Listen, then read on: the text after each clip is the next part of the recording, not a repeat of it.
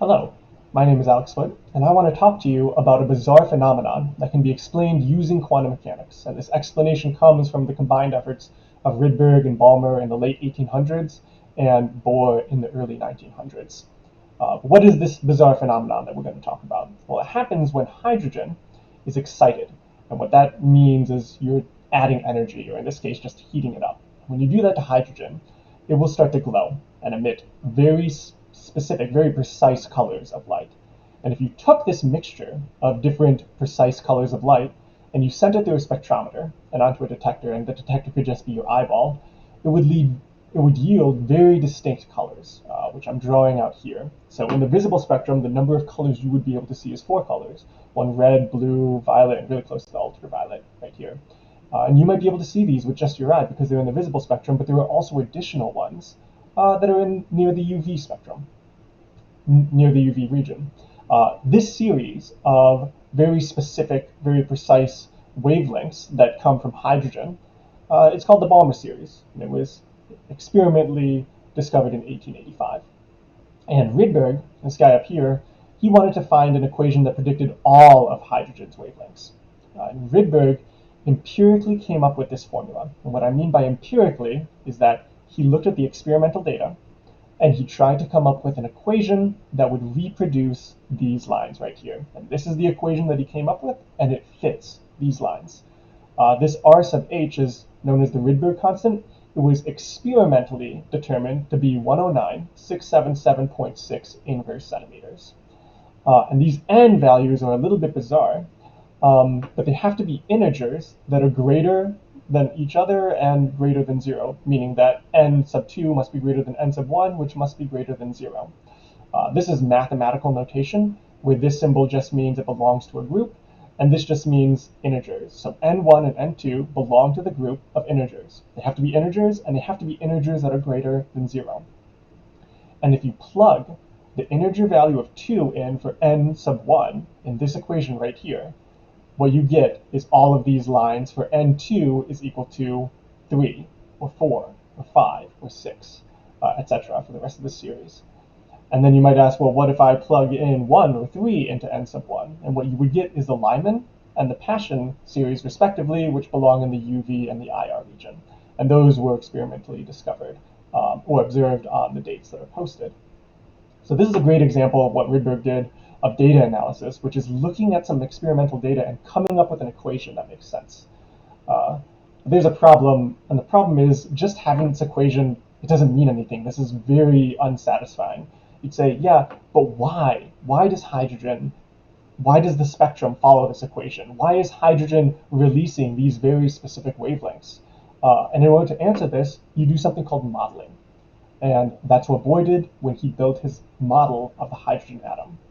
So in order to make sense of Bohr's hydrogen model, I want to talk about an experience that we're all familiar with probably of swinging a stone around in a sling. So if we zoom in on this sling that was spinning around, you know from experience that there are two forces going on in the system. You have the force that the rock is exerting on your hand. It's pulling away from you. And this happens as the rock spins around with a certain velocity.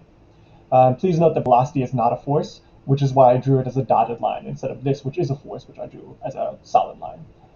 Then you also have the second force. It's the counter force, your hand pulling back on the rock. And that keeps the rock attracted to the center so that the rock is able to spin around and around. So two competing forces.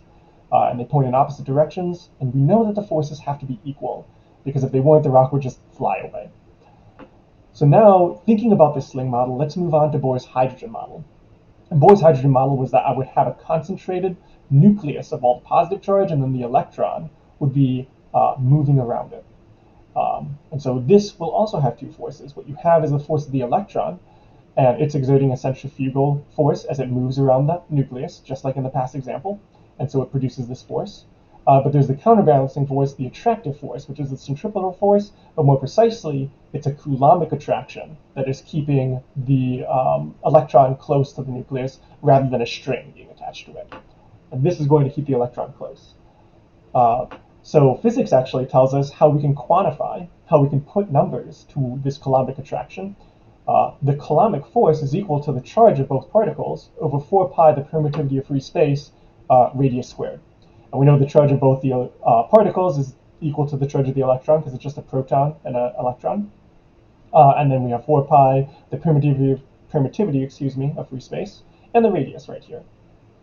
This centrifugal force that we have, physics also tells us is equal to the mass of the electron, velocity squared over the radius. And this actually makes intuitive sense thinking about the sling model. As the rock, if we pick up a bigger rock, it's going to pull away harder. It's harder to hold on to.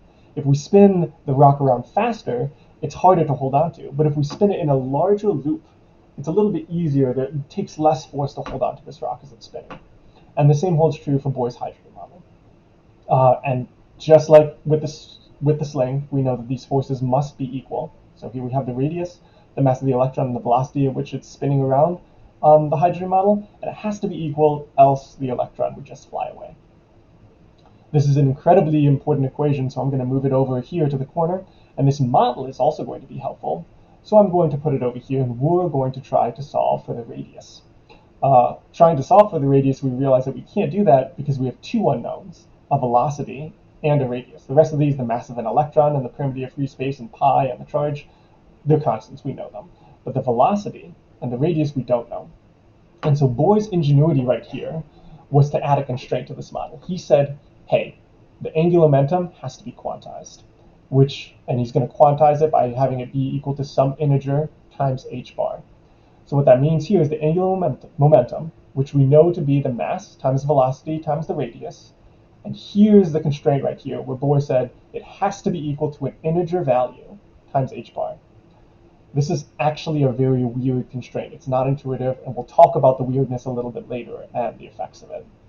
But for now, let's just focus on the fact that, hey, we've got a second equation. Now we have two unknowns and two equations, and so we can take this equation right here and solve for the v by just dividing by mass and radius. Getting the v by itself gives us this, and then taking this equation that we started with up in the top left and plugging in the value for v, it gives us this. So right here, all I've done is plugged in the value for v.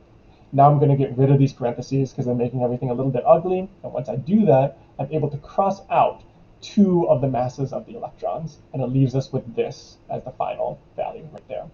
So this on the left is equal to this on the right. I'm going to put them together. And then I'll walk through this algebra a little bit because it's tricky the first time.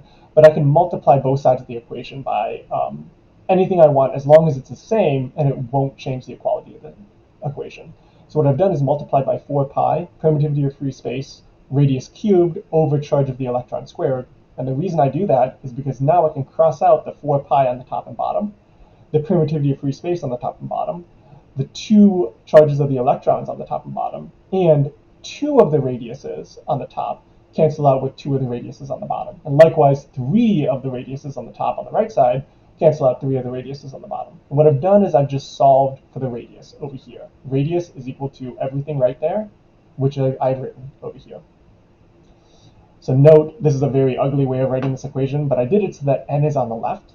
N is the only thing here that's not a constant. It's an integer. N equals 1, 2, 3, etc. But everything else, h bar, Planck's constant over 2 pi, permittivity of free space, mass of an electron, charge of the electron, 4 pi, all of them are values that we know about. This is weird. Remember that n being an integer? Let's pretend that we plug n equals 1, because that's one of the allowed values in for n.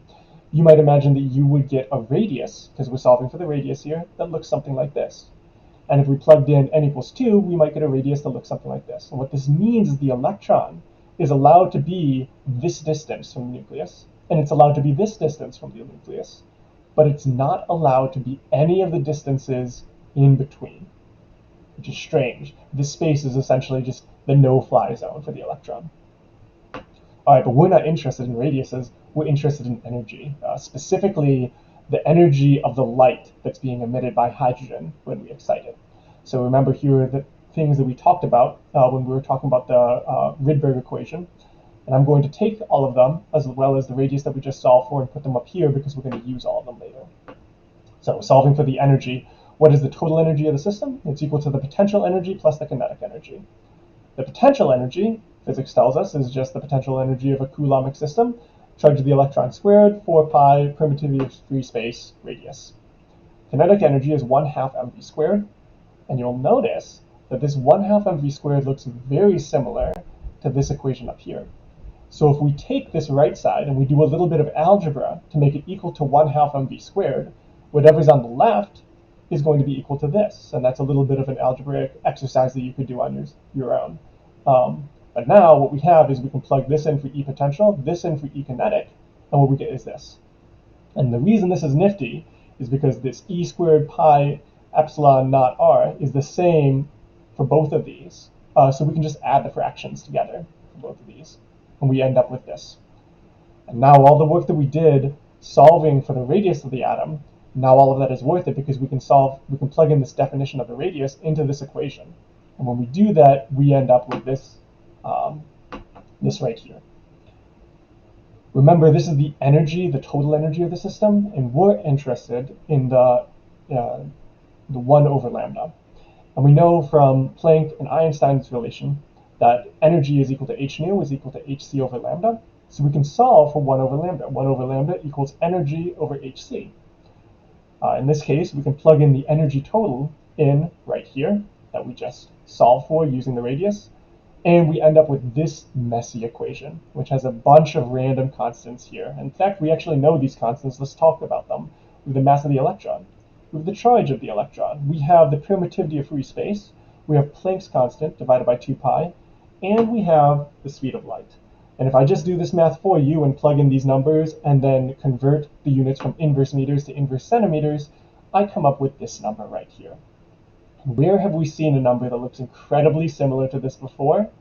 We've seen it when Rydberg empirically derived it. He got a number that is slightly different, and the differences in these two numbers is simply due to the reduced mass of the system, using the reduced mass instead of using the mass of the electron. So we have this equation that Bohr's model comes up with, theoretically, not dependent on experiments.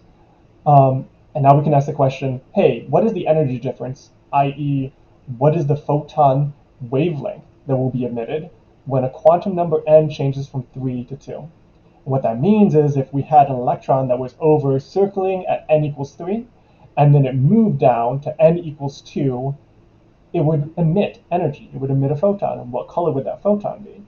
Well, we have the final minus the initial energies, which is E n equals 2 minus E n equals 3. And plugging them into this formula over here, this simple formula, we get n equals 2 and n equals 3. And solving this in just the basic calculator gives us a wavelength of 656.2 nanometers, which is exactly the same as this wavelength. And if we plugged in 4 for this number, we would get this this wavelength. 4, 5, 6, 7 would give us all the subsequent wavelengths in the series. So what we have here is we have a bizarre phenomenon that was actually explained using Bohr's model of a hydrogen atom, but it relies on the quantization of angular momentum, which is bizarre and weird. We talked about why that's weird. And this experiment and the explanation behind it is part of what helped spur the quantum revolution.